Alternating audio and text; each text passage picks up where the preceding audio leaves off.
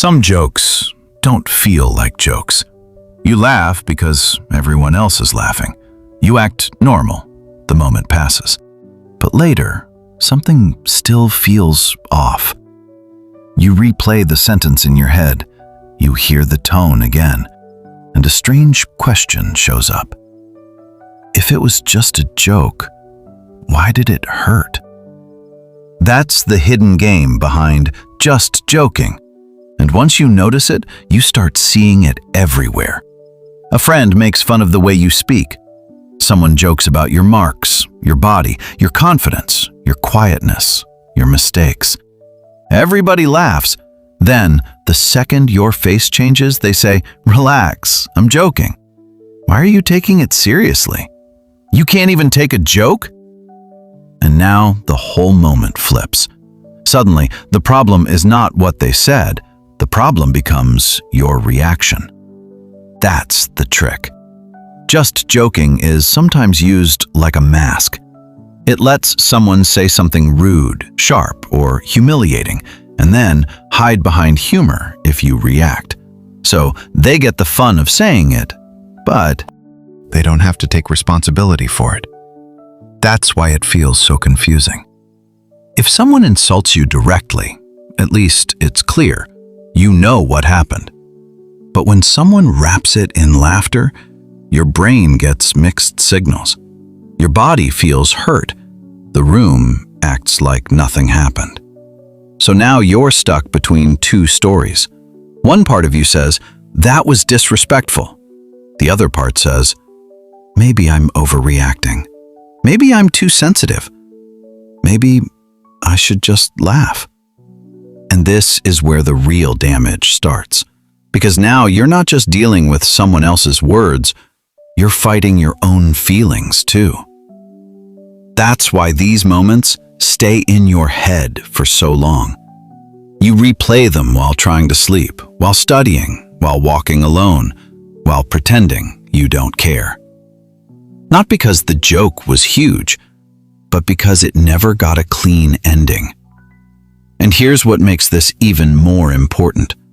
A lot of just joking comments are not really about humor. They're about power. Not always in some evil mastermind way. Sometimes the person doesn't even fully realize what they're doing. But the pattern is still there. They say something cutting. They watch your face. They test your reaction. And if you push back, they escape through the same door. "I was just joking." That means the joke does three things at once. It lets them embarrass you. It protects them from being called out. And it tests how much disrespect you'll tolerate. That last part matters a lot because some jokes are actually small boundary tests. How far can I go with you?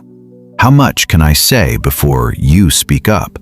How much can I embarrass you in front of other people and still keep you smiling? And if you keep laughing just to avoid awkwardness, people learn something dangerous. They learn that you'll stay quiet even when something hurts.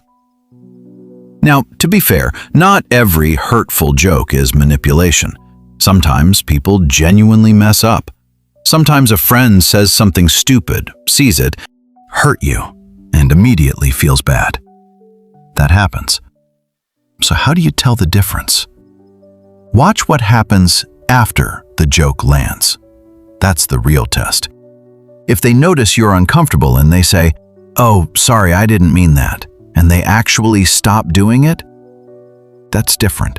That's a mistake. But if they get irritated that you felt hurt, if they roll their eyes, if they call you too sensitive, if they repeat the same joke again next week, then it's not really about humor anymore. Now, it's about how little space your feelings get in that relationship. And this is where just joking becomes dangerous for your confidence. Because if this keeps happening, you slowly stop trusting your own discomfort. You start smiling when you actually want to go quiet. You laugh at things that embarrass you.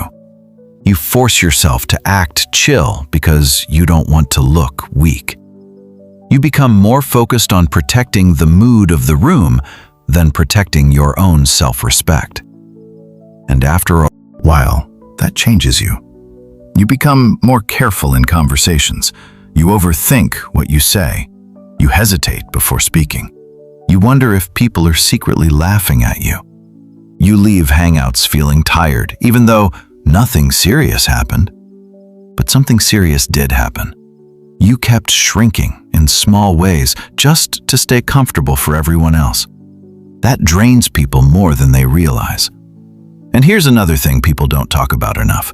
Sometimes being the funny one is just fear wearing a smile. A person gets mocked enough times and eventually they start doing it to themselves first. They joke about their own looks, their own awkwardness, their own failures, their own insecurities. From the outside, it can look like confidence, like, wow, they can laugh at themselves.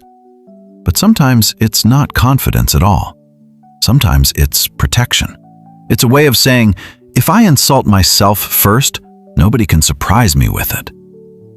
That's not freedom. That's defense. So what do you do when someone keeps hiding behind just joking? First, stop asking, am I allowed to feel hurt? You already feel hurt. That part is real. A better question is, what exactly happened here? Did they make you the target in front of others? Did they hit a topic they know you're insecure about? Did they keep going after you looked uncomfortable? Did they make the joke, then blame you for reacting? Those questions are more useful than trying to prove whether the joke was officially bad enough. Second, look at the pattern, not just the moment. One careless joke is one thing. A repeated pattern is something else.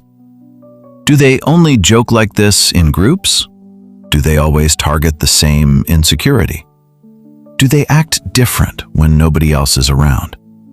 Do they suddenly become playful when they want attention? Patterns reveal a lot. Third, if you want to respond, keep it simple. You do not need a dramatic speech. You don't need to win the moment. You just need to make the hidden move visible. You can say, I know you're joking, but that topic's not funny to me. Or, you keep saying that. Or, that didn't feel playful.